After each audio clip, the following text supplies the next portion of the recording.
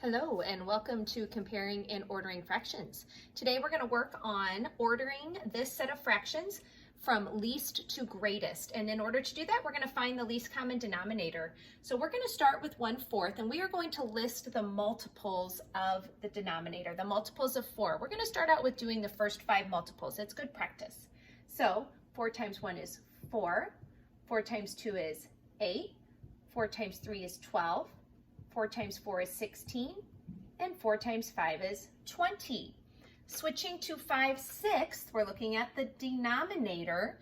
So 6 times 1 is 6, 6 times 2 is 12, 6 times 3 is 18, 6 times 4 is 24, and 6 times 5 is 30. Now we may be listing too many or too few of these, but that's okay, this is good practice. Once again, the denominator's 3. 3 times 1 is 3. 3 times 2 is 6, 3 times 3 is 9, 3 times 4 is 12, and 3 times 5 is 15. We are looking for the least or the lowest number that each of these denominators have in common when looking at their multiples. So if we look, do they all have a 3? No. Do they all have a 6? Oh, 6 here, 6 here. No 6 here. Do they all have a 9? No. Do they all have a 12? 12 here, 12 here, and 12 here. We have just located the least common denominator of 4, 6, and 3. So what are we going to do with that information?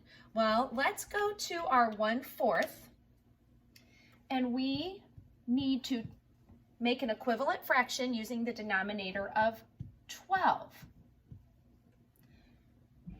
4 times 3 is 12, so 1 times 3 is 3.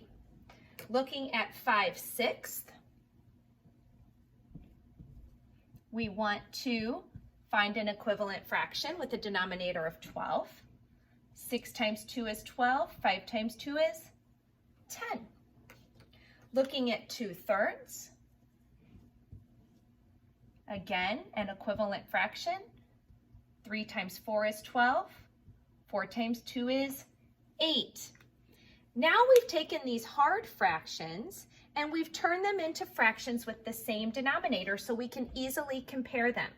Now that they all have the same denominator, we just have to take a look at the numerator to see which is the smallest or the least. So out of these numbers, 3 is the smallest numerator. So 1/4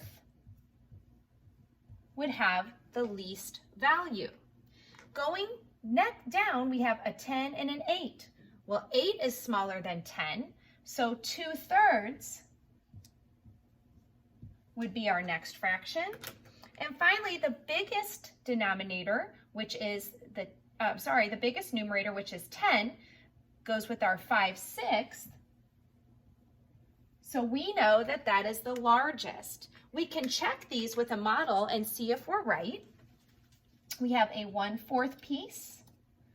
We have 2/3.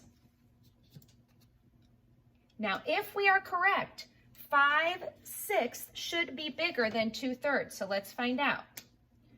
1, 2, 3/6, 4/6, 5/6, and it looks like we are correct.